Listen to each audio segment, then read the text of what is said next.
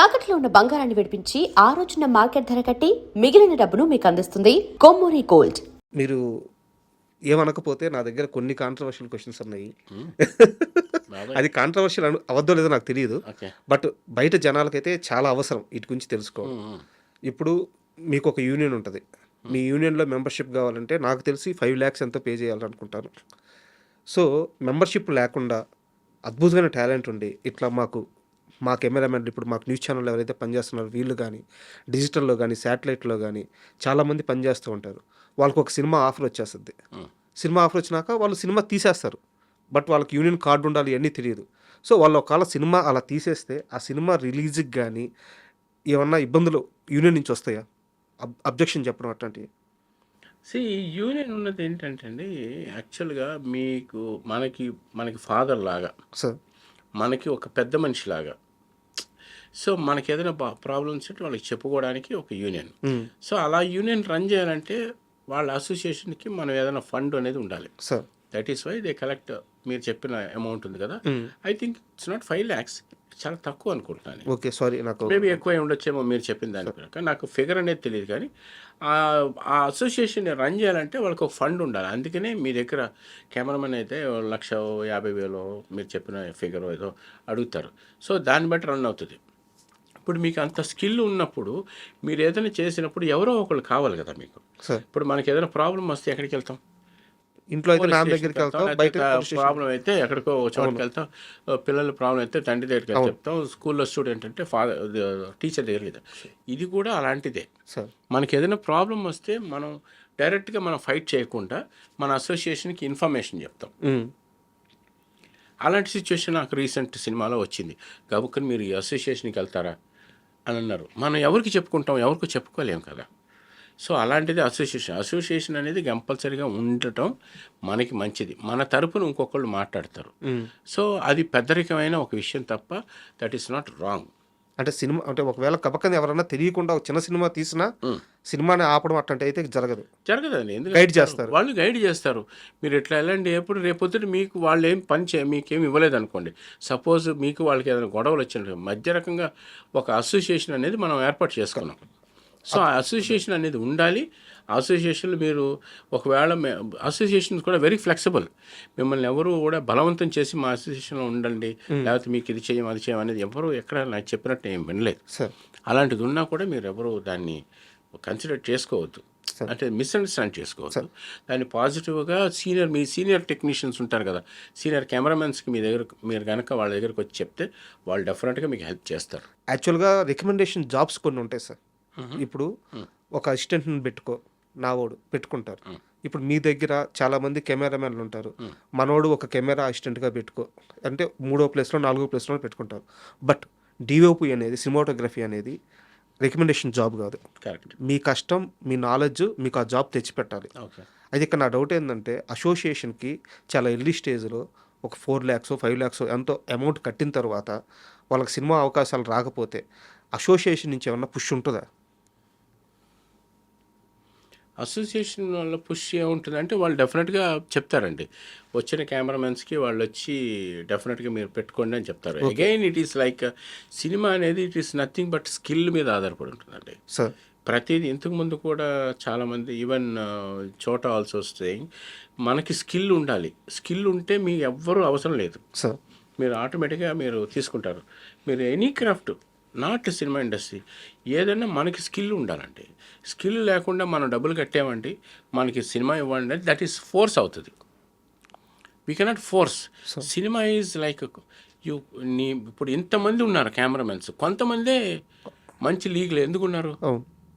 So మనకి ఇది లేదు కదా అని చెప్పి మనం పుష్ చేయడం అనేది I think it is not a good discussion అనుకుంటున్నాను నేను. It is my personal feel. ఎప్పుడైతే స్కిల్ ఉంటుందో డెఫినెట్గా అక్కడ మీకు ఆటోమేటిక్గా వచ్చి పడిపోతుంది. కరెక్ట్. మీరు దాన్ని నమ్ముతారా లేదా? 100%. డెఫినెట్గా దాన్ని బేస్ చేసుకోండి. కాకపోతే ఏంటంటే మనం ఇలాంటి వాళ్ళకి ఆపర్చునిటీ ఇవ్వాలి అనేది మా యూనియన్ తరపు నుంచి డెఫినెట్గా మా దగ్గరికి వచ్చి సార్ ఈ మంచి వర్కర్ అండి, మీరు ట్రై చేయండి అండి. సో మనం కూడా పాజిటివ్గా తీసుకుని why not we try like this అని మీరు తీసుకుని కొంత జర్నీ చేసిన తర్వాత మనం చూసుకోవడమే. బాగా చేస్తున్నాడు అంటే డెఫినెట్గా వీ కెన్ కంటిన్యూ. అలాగే డెఫినెట్గా మనకి ఎవరు కూడా బిగినింగ్ నుంచి ఎవరు తెలియదు కదా. సార్ నా దగ్గర ఉన్న పని చేసే వాళ్ళు కూడా వాళ్ళు బాగా చేస్తారో లేదు తెలియదు. నేను కొంత జర్నీ చేసిన తర్వాత కొంతమందిని పక్కన పెట్టేస్తుంటాం. ఇప్పుడు నా దగ్గర బాగా పనిచేసేవాడు డెఫినెట్గా బాగా పనిచేస్తాడు, ఏదో ఒక రోజు రిజిస్టర్ అవుతాడు, డెఫినెట్గా రిజిస్టర్ అవుతారు. అర్థమవుతుంది so it is cinema is nothing but your skill. Sir. మీకు స్కిల్ ఉంటేనే మన పైకి ఎదుగుతాం డెఫినెట్గా. అది ఎప్పుడూ ఉంటుంది. మా అసోసియేషన్స్కి దీనికి సంబంధం లేదు. So association will always support మా యూనియన్కి సంబంధించిన వాళ్ళు, అందులో యూనియన్లో Some issues. వాళ్ళని సమ్ ఇష్యూస్ని ఏమని చేస్తుందంటే రెక్టిఫై చేస్తుంది. అర్థమవుతుంది సార్. అలాగే అసోసియేషన్లో ఉన్న మెంబర్స్ అందరి గురించి వాళ్ళు చెప్తారు, సార్ ఇది వీళ్ళున్నారు మీరున్నారు అని చెప్తారు. సో మనం అందుట్లో స్కిల్డ్ పీపులే మనం తీసుకుంటాం. అర్థమవుతుంది సార్, కరెక్ట్. అండ్ ఇంకో డౌట్ ఏంటంటే సార్, ఇప్పుడు ఇంతమంది స్టార్ హీరోలని హ్యాండిల్ చేశారు మీరు. మామూలుగా ఆర్టిస్ట్కి కెమెరాని ఫేవర్ చేసుకోవడం అనేది ఒక గుణం ఉంటుంది. కొంతమంది ఇట్టే పెట్టేస్తారు, కెమెరా రాగానే వాళ్ళ స్టైల్ ఏంది దానికి తగ్గట్టు ఫేవర్ ఇచ్చేస్తారు అనమాట. Okay. అలా తెలుగులో మీరు పనిచేసిన హీరోల్లో కెమెరాకి అద్భుతంగా ఆ ఫేవర్ చేసుకోగల కెపాసిటీ, ఆ నాలెడ్జ్ ఉన్న హీరో అంటే ఎవరి పేరు చెప్తారు? బాలయ్యబాబు గారి పేరు చెప్తాను. అవునా ఎందుకంటే నేను ఎక్కువ బాలయ్యబాబు గారు, నేను వన్ సైడ్గా మాట్లాడలేదు. సార్? సో నేను ఎక్కువ బాలయ్యబాబు గారి సినిమా చూశాను కాబట్టి నాకు బాగా తెలిసి ఏంటంటే ఈజ్ అ కెమెరామెన్స్ యాక్టర్. బా, great word sir. Is a cameramens actor 100%. ఎందుకంటే ఆయన యాక్టింగ్ డిస్టర్బ్ అయినా పర్లేదు, నేను కెమెరాకి పర్ఫెక్ట్గా రావాలనుకుంటాను. సో ఈ విల్ సాక్రిఫైస్. నేనంటాను, బాబు మీరు ఎక్కడికైనా రండి, నేను పట్టుకుంటాను. మా ఇద్దరి యొక్క సింక్ అదే. ఆయన ఎక్కడున్నా నేను పట్టుకోవాలనుకుంటా. ఆయన నన్ను మిస్ అవ్వకుండా ఆయన రావాలని అనుకుంటాను. మా ఇద్దరికి ఉన్న అండర్స్టాండింగ్ అడిగారు కదా ఇందాక, మా ఇద్దరికి ఉన్న అండర్స్టాండింగ్ అదే. ఇప్పుడు వచ్చింది నానే ఆన్సర్. సో మా ఇద్దరికి ఇన్విజిబుల్ సింక్ ఒకటి ఉంది. ఆ సింక్ వల్ల మేము ఇద్దరం అంత ట్రావెల్ అయ్యాము. సో తెలియకుండానే ఆయన అంటే నాకు పిచ్చిగా ఇష్టం, అలాగే ఆయనకి నేనంటే ఇష్టం. So that is what maybe భగవంతుడు ఎక్కడో రాసి.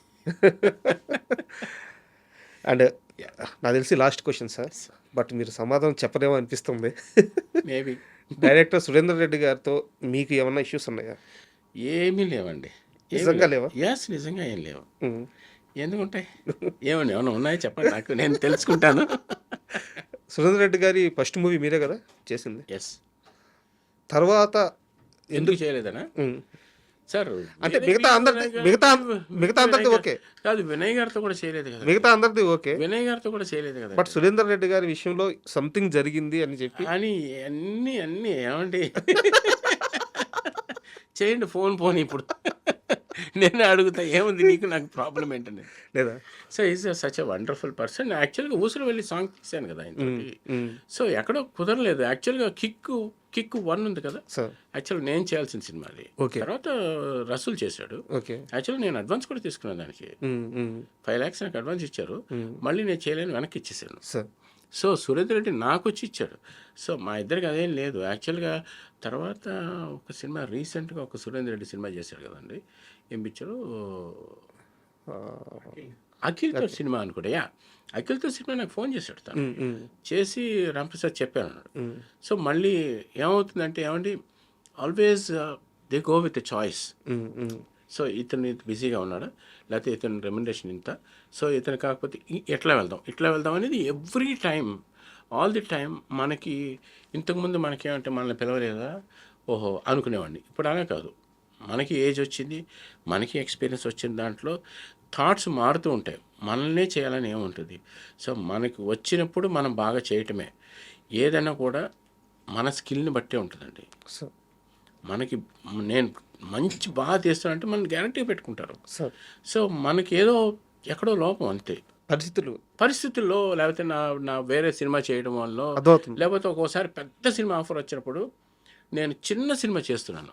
అది మీకు చిన్న సినిమా చేసినప్పుడు అరే ఆ పెద్ద సినిమా మిస్ అయింది. ఇది ఒక విచిత్రమైన అలవాటు ఉంది కదా మీకు. అది నేను పెద్ద సినిమా చేస్తూ చిన్న సినిమాకి వెళ్ళిపోతాను.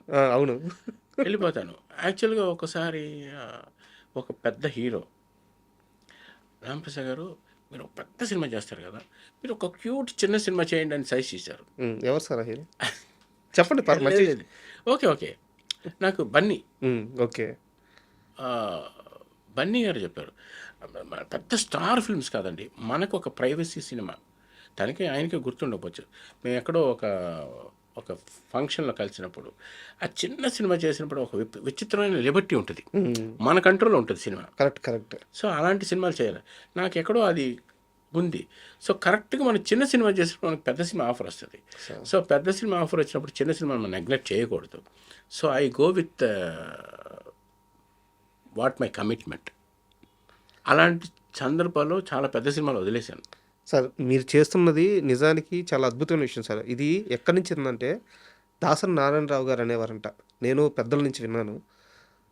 అయా పెద్ద పెద్ద సినిమాలు చేసుకుంటా పోతే చిన్న సినిమాలు ఎవరు చేస్తారు, మధ్యలో డైరెక్టర్ అయినా సరే టెక్నీషియన్ అయినా సరే చిన్న సినిమాకు కూడా కాంట్రిబ్యూట్ చేయాలి అని చెప్పి ఆయన చెప్పేవారంట. ఆయన దగ్గర నుంచి ఆయన నేర్చుకొని పూరి జగన్నాథ్ గారు చాలా వరకు ఫాలో అయ్యారు. పూరి జగన్నాథ్ గారు చెప్పారు ఈ మాట. సో మీరు కూడా అదే చేస్తున్నారు. అంటే వాళ్ళు చెప్పారని కాకపోయినా మీరు స్వతహాగా చేస్తున్నా. నిజానికి ఇది అవసరం, చిన్న సినిమా కూడా బతకాలి కదా. మీలాంటి పెద్ద పెద్ద టెక్నీషియన్స్ చిన్న సినిమా మీద ఒక చేయి వేస్తే ఖచ్చితంగా వర్క్ ఎన్హాన్స్ అవుద్ది. అదే ఒకటి, సినిమాకి ఎన్హాన్స్ అవుతుంది. మనం చిన్న సినిమా చేసినప్పుడు తెలియని ఒక లిబర్టీ ఉంటుంది, మన ఎక్స్పీరియన్స్ దానికి యూజ్ అవుతుంది. అవును, నేను గాలుడు అనే సినిమా చేశాను. సుధీర్తో ఆ సినిమా నేను చేశానని ఎవరు అసలు ఇదేంటి ఈ సినిమా చేయడం అనుకున్నారు, కానీ but I enjoyed that film making somewhere because all the people respected me like ఈయన ఒక పెద్ద కెమెరామెన్, ఇంకో కొన్ని విషయాలు తెలుసు అన్నప్పుడు నాకు కూడా ఒక చిన్న లిబర్టీ ఉండేది. Correct. So that's how I did. నాకు కొన్ని పెద్ద సినిమాల కంటే చిన్న సినిమాలు చేసినప్పుడు బ్యూటిఫుల్గా ఎంజాయ్ చేస్తాను. ఎందువలంటే అక్కడ అంత పెద్ద సినిమాలు చేసినప్పుడు నాకు లగ్జరీ ఉంటుంది, నా క్యారవాన్ ఉంటుంది, లేకపోతే లైట్స్ హెవీ లైట్స్ ఇస్తారు, పెద్ద పెద్ద కెమెరాలు ఇస్తారు, చాలా వ్యాస్ట్ ఇది ఉంటుంది. కానీ చిన్న సినిమాల్లో అంత ఉండదు. కానీ ఎక్కడో తెలియకుండా క్రియేటివిటీకి ఒక స్పేస్ ఉంటుంది. ఇది లేదని ముందే ఉంటుంది. నాకు ప్రొడక్షన్ మేనేజర్స్ వచ్చారు, గురుగారు అది నేను ఇవ్వలేను సార్, ఇవాళ ఇది పర్మిషన్ లేదు సార్ అంటే ఆ తెలియని తనంలోనే ఒక మ్యాజిక్ దొరుకుతుంది. కరెక్ట్. సో అది ఎక్కువ ఇంట్రెస్ట్ చూపిస్తాను నేను. సార్ ఇన్ని సంవత్సరాల ప్రయాణం డైరెక్టర్ అవ్వాలని ఎందుకు ఆలోచన చేయలేదు సార్? 36 ఏళ్లలో నేనే డైరెక్షన్ చేయొచ్చు కదా. అంటే మీకు స్క్రిప్ట్ మీద కూడా మంచి పట్టు ఉంటుంది, చాలా సినిమాలు ముందుగానే జడ్జ్ చేశారు. ఎందుకు డైరెక్షన్ వైపు అడుగులు వేయలేదు? ఇప్పుడు వేస్తున్నారా? చాలా ఇంట్రెస్ట్ ఉంది. మేము చేసేదే ఎవ్రీడే డైరెక్టర్ పక్కన కూర్చుని ఆల్మోస్ట్ వాళ్ళ వెరీ క్లోజ్ ఇంటరాక్షన్ ఉంటుంది. అంతే కదా, కెమెరామెన్కి డైరెక్టర్కి చాలా వెరీ వెరీ క్లోజ్ ఇంటరాక్షన్ ఉంటుంది. ఎందుకంటే ప్రతి విషయాన్ని వాళ్ళు మనల్ని అడుగుతుంటారు, మనం ఎక్స్ప్లెయిన్ చేస్తుంటాం. So almost very very nearest పాయింట్లో ఉంటాం. సౌండ్ మీద కూడా మంచి నాలెడ్జ్. చాలామంది అడిగారు. డెఫినెట్గా ఐఎమ్ ట్రయింగ్ అండ్ ఒక స్క్రిప్ట్ రెడీ అవుతుంది. సూపర్. మేబీ చేస్తే తొందరలో చేయొచ్చు. సో నాకు కొన్ని కమిట్మెంట్స్ ఉన్నాయి, అవి ఫినిష్ అయిన తర్వాత చేయాలనుకుంటాం. దట్ విల్ బీ యూఎస్లో ఉంటుంది షూటింగ్. ఇంకా స్క్రిప్ట్ రెడీ అవుతుంది. సూపర్ చెప్తా. Super. All the best sir. And మీలాంటి గొప్ప వ్యక్తులు అంటే 36 సంవత్సరాలు ఒక ఇండస్ట్రీలో ఇంత ప్రయాణం చేసి, ఇన్ని అద్భుతమైన సినిమాలు చేసి, ఇంతమంది పెద్దవాళ్ళతో ఒక ప్రయాణం ఉండి, ఈరోజు మీరు పంచుకున్న మూమెంట్స్ నాకు లైఫ్ లాంగ్ గుర్తుంటాయి సార్. చాలా అదృష్టంగా భావిస్తున్నాను ఇంటర్వ్యూ చేయడం. Thank you very much. Thank you.